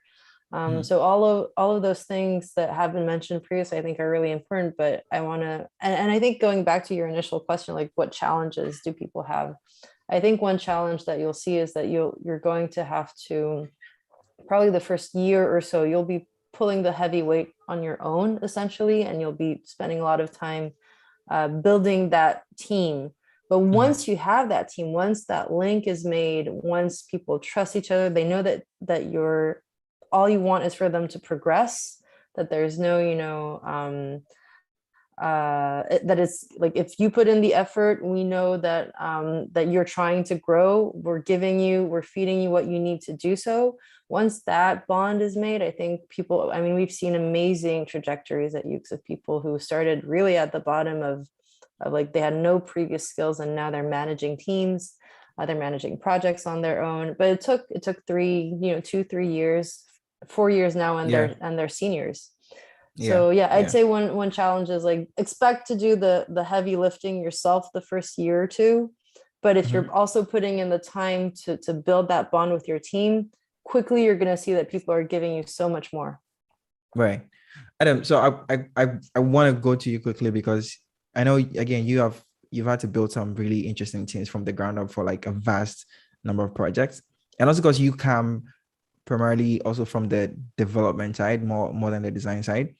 Have you had any experience with having to do the heavy lifting when you start a project? If so, how did you get around it? If not, how did you experience playouts at that very beginning stage when you're putting the team together? You have to. I mean, so I've had to build teams around two types of projects, right? The first type is, completely greenfield. The project is brand new. Requirements are, being gathered from the very get-go and everything.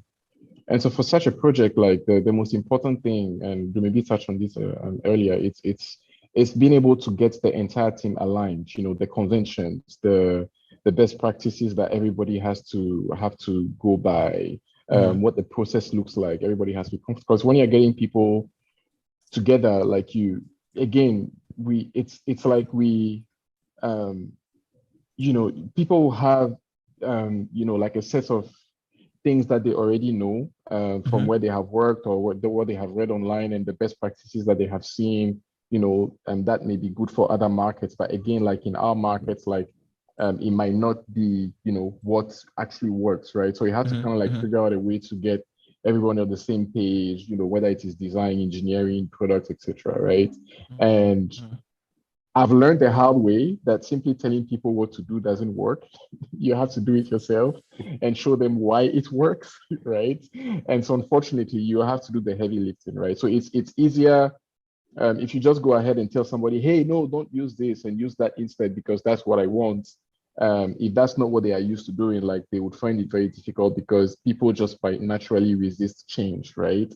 But then if you go ahead and, actually walk the walk and show them, oh no, like, I know this is how you do things, but then let's try this approach instead. And then this is what the results are going to look like. And then they can see the benefits by seeing you do it yourself, then they will be more likely to adopt that and then become even advocates, right? You want to make sure that everybody in your team is an advocate. The second type of project that I've had to build teams around for is typically a project that has already been going on for a while, and then they get to a stage where they are now having like these crazy issues and stuff like that. And then I get called and say, hey, come help us fix that. That's a lot harder to do because you are not starting from a greenfield project where you have the luxury of like, picking the tools and picking whatever everybody wants. But then in this case, like you have to be more pragmatic and then say, okay, like what do I do that gets me the maximum results that I'm looking for? And you have to do them in very incremental changes and stuff like that. And again, because people are naturally resistant to change, you can't just assume that by just telling them they're going to go ahead and do it, right? You have to like, let's say like I wanted to improve, like let's say some design somewhere. I can't simply go and tell the person who designed it first that, hey, your design is terrible, let's do it this way, right? You have to be able to like, in a way say, hey, can we try an experiment and then change this? And this is what we are looking to get. Knowing in your head that, yeah, that's going to give you the result. But then if you just like tell people they might not do it, you have to do it yourself, track it, and then show the result and say, this is what the data is telling us. So this experiment was actually successful. And then once they see that, then you can then go ahead and then say, okay, let's go ahead and do this also in all these other places, right? So it's very, very difficult from the very beginning to like, I guess like, like take a very laid back approach and then expect things to work. Like you would have to do a lot of the heavy lifting, whether it is a brand new project or it's a, an already going on project. I think there might be an exception if like, let's say, and that's an experience I've had quite recently. The only exception to the rule would be if you're putting together a team that is made of people that you have worked with before on other projects. So these people are already very used to the way you run things, you trust them and stuff like that. Then from the very get-go, you can sort of like, take a step back because you know that they're going to do things in a way that you would do it if you were hands-on. And so that would be the exception. But then like, how many times will that happen? I don't know. You have to get very lucky to be for that to happen. kind of exactly. So it's always going to be hands-on in the beginning for a couple of months before people find their step and then can go ahead. Yeah, No, that's true. So I want to flip the tables a little bit, right? And like the next question is something that we've touched on a little bit throughout, which I'm grateful for because you're almost out of time. But is the thought of like, okay, if I'm the individual who is interested, right? So we've already established there is opportunity, there's demand, like it's only going to keep growing. If I'm the individual who is interested, how do I position myself so that I can be a more suitable candidate when people like yourself are like, hey, we have this incredible project, we need a team. I think I'll start from life. So I can start from Camille and then do maybe and then Adam. It's like, what should I do? And we don't have a lot of time, so quick fire, like 1 minute, and then we can move on to the next person. Get some field experience, even if it's on your own projects. And then I think there's a big question around ego. Curb it. Be open to learning, because that's probably what your manager is going to be asking of you, and take that as a huge opportunity, not as a personal attack.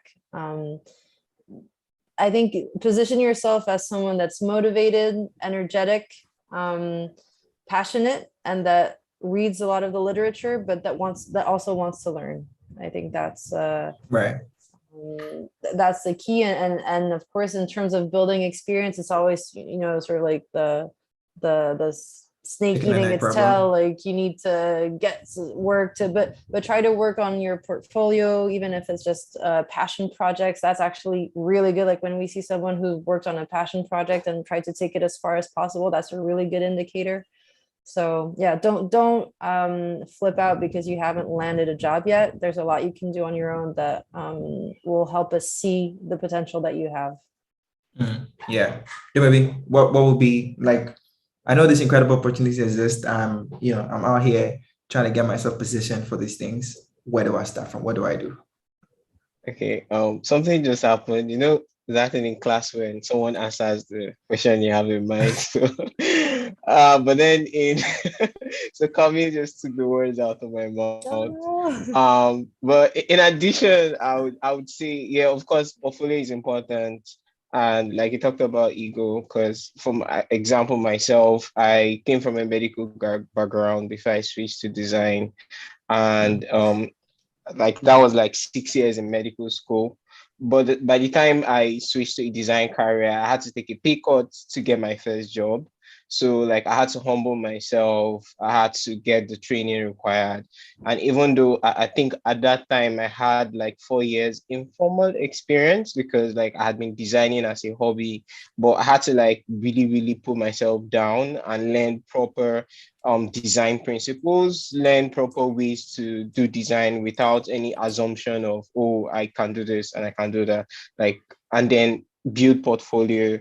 I think one important thing to learn too is how to sell yourself as a creative or as a professional. Like, learn about the business, pay attention to the business, and learn how, what you do, the value you can offer to the business, maybe in the place of research, or it could even be your network, or so portfolio, humble yourself, learn. Yeah, and I would say network and join communities, because in the creative and the tech industry, it's like a small world, so to speak. A lot of jobs don't get posted on job boards. A lot of jobs get recruitment goes on a lot within networks. So it does help to join design communities or be visible in design communities. Like, let people, we can come on, like, I know in Nigeria there's something we call Nigeria Design Twitter. You can literally come and say, hi, I'm so person, here's a link to my portfolio, and use like maybe design Nigeria, some hashtags, and senior designers will get on it and comment on it. And I think it's similar in Ghana too. I'm not sure all around Africa, but like in Twitter design space is like one place that is not toxic on Twitter. So I think that's something that young designers can leverage to get their foot in the door. Yeah. Thank you. Yeah, I'm not happy to say, but I think Nigeria is more active in all fronts than Ghana is. Because I remember like a couple of months ago, I put out a tweet like, hey, I was looking for designers to work with in Ghana, Nigeria. my DMs were like flooded with Nigerians. Like I couldn't catch a break. Even like 3 months after, and I've already filled the role, I'm still getting people who are like, "Hey, boss, like this thing I sent you like 3 months ago. What's up?" Yeah, so Nigeria is definitely one of those countries where I'm like, mad respect to you, because just the energy and the enthusiasm is like really, really high. And the things you are talking about Sorry around mentorship. Yeah. Yeah, so There sorry you to go. come in, but I think something that is important to note, and Camille has talked about it, is culture. So a lot of African cultures have this thing about hierarchy, like there's a high power gap where people of a junior status don't really speak up. And I think that may be the case in some of the culture, because like in Africa, Nigerians are outspoken, so that might be a factor, Right. and that might not really apply. So for someone coming in, I think it's good to know that you might have to be proactive in communicating, because they might not reach out because of that power gap. Right. Yeah, that's interesting. But yeah, but I think you concluded my thought nicely, right? Because Nigerians are more proactive, they're more out there, they're coming for it, whether you want them or not, and like they have no chill, right? So that's that's so. Adam, your thoughts? I want to position myself to get this thing. Honestly, I don't know what else I can add. Like, You've taken the wind out of your sail. They pretty much said everything. The only thing I would say, I mean, obviously, I'm not a designer, I'm an engineer, so obviously, I don't like. I would not understand the technicalities of pixels and like. You know what I mean? Like I don't, Yeah. I can't see a design. I can see a design and tell you, oh yeah, this looks good, but I will not be able to like, critique it and give you feedback. And like I just know it looks good or it doesn't look good. That's it. Like you know what I mean? So one thing that I really, really like, or some of the best designers some of the designers that have come on my radar, that I definitely took notice of, are people who did what you guys call case studies, right? Where they take like some existing products, and then they sort of like talk about all the issues they have about it, and then they present like a proposed better design and stuff like that.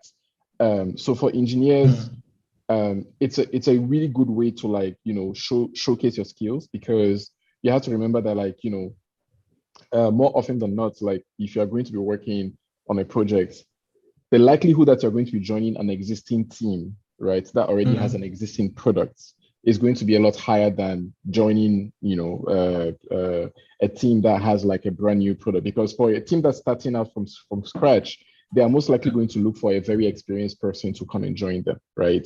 So if you're getting started, you're most likely going to be joining like a team that already exists that's now looking to add like a junior designer or something like that and everything. And the best way, I think, in my opinion, or if you're trying to like get the attention of people who may not necessarily be designers or understand like all of the technical things that makes one person a better designer than the other person and all that, is to do case studies, right?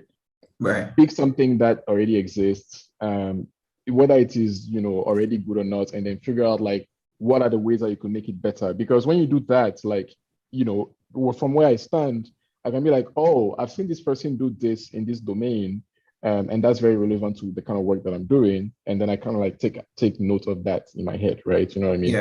Yeah. So I've seen a bunch of people do that. I wish to be able to see more, especially like in our context in Africa here, like all the I mean people are always doing the same things. Like it's always the banking apps, and then it's always I want to see like more like like fresher ideas and like different takes of different products. It doesn't have to necessarily be like a big shots. You don't have to go after Facebook for the 100th times, right? Like everybody's doing that. Right. So case studies are definitely a good way to like really showcase what you can do, especially if you're trying to communicate or like showcase yourself to people who are not necessarily designers, because it's a very clear way for them to understand what you are capable of. Yeah. No, really interesting stuff. And I really hope like, guys are taking notes and like listen to some of this stuff, because I personally would say some of these things have contributed to like, getting in front of people, getting to know people, building connections. And like the case study bit is very interesting to me, because it's something that I've also noticed, but I think I have the last sentiment of like, yo, I think we need to start doing something fresh. Like I've seen a Facebook redesign for the 100th time, and I've seen like another take on Google for like 500 times, right? But I think another way to do case studies is also just to look for problems in your space that you want to solve and then do something about it, right? Propose a I mean, solution. like to an existing think about problem. it, for instance, right? Like in Ghana right now, everybody is complaining about the fact that this SIM card registration thing is, completely horrible. There are long queues and everything and all that.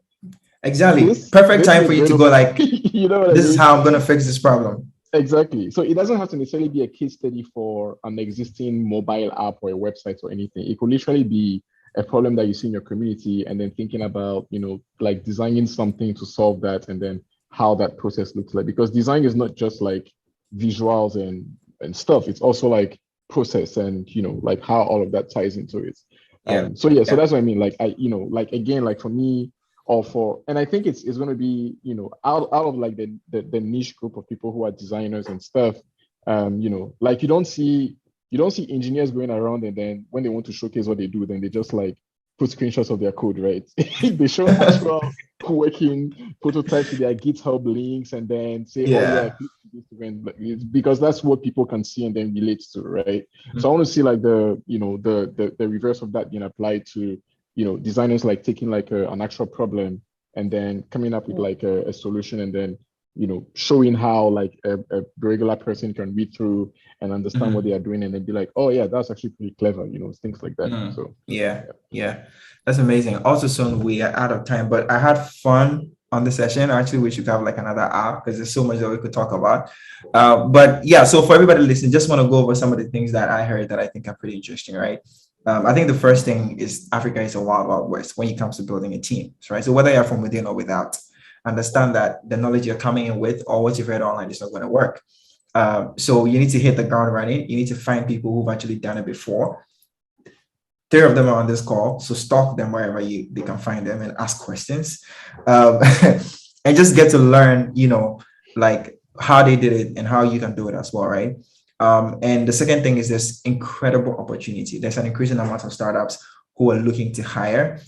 I would take out 5 designers if like I'm currently looking for a senior designer for like a product team I'm on, right? So I'm like, I know people who are always looking, right? So if you're a designer or even a developer, like there's incredible opportunity. So you should start, doing some of this that we just spoke about, having networks, positioning yourself, talking to different people, making sure like you're putting case studies out. That stuff will get you noticed, right? And the last thing is like, if you're a team coming in, you're a person coming in, know that one, you're going to do a lot of heavy lifting, like, everybody has said, so prepare your mind for that. And also understand that the best designers for the thing you're trying to build in this context are the ones in the local context, right? Which is also incredible for you as the designer, because like the companies want you're the only person that can actually do the things they want and bring the understanding, right, to what they're trying to do. So it's a really huge advantage, and I think we should we should leverage that all that we can. So thank you very much, Adam, Dumabi, and Camille for the session. It was fun, learned a lot. Jovi, over to you. Thank you so much. And I agree. I think we could have kept that conversation going for another couple hours. So what I would suggest, though, is if you have any additional questions for any of the speakers today, do send them over to Slack. They are all in Slack, so just tag them really quickly, and then I'm sure they'll be more than happy to help and advice and all those things. But again, thank you so much to Eldad, Dumabi, Camille, and Adam for that really, really great discussion. So that's a wrap for our first ever African event. Thank you to everybody, to all the speakers, and mostly to you, the audience who attended tonight. We've definitely got a lot of learnings, from the 2 panels and the Q&As. For me personally, and I love doing this for all the events, is, writing down my own learning. So from the first panel, what I really appreciated was the conversation from different roles, how, having just that candid question about each other's challenge or advice, there's so much to be learned. So definitely do break the silos within your own team, learn from each other, and it'll really help create better dynamics internally and better products overall. And for the last panel there, my biggest learning is, understand the nuances of the different cultures within Africa. There's many strengths and challenges, but there's also equally as many opportunities. So whether you're a leader looking to build your team or you're looking to move in your career, I think what we've learned is be a mentor, find a mentor, and, really encourage that whole positive feedback loop altogether. So So a little pitch on my end here. Our UXDX Europe event is in October. So please, if today was of interest to you, the conference will definitely be, a good fit. It will be our 7th year, and we're back on the 12th to the 14th here in Dublin. So just a little bit of reminder as well, the Q&A session from tonight and all the panels will be available shortly. So do definitely keep up that motivation, rewatch all the talks, and continue to ask questions to the speakers through our Slack channel. So from the UXDX team and the team from UX Ghana, have a good night. We hope to see you soon at any of our feature events, and I hope you enjoyed tonight. Thanks. Bye.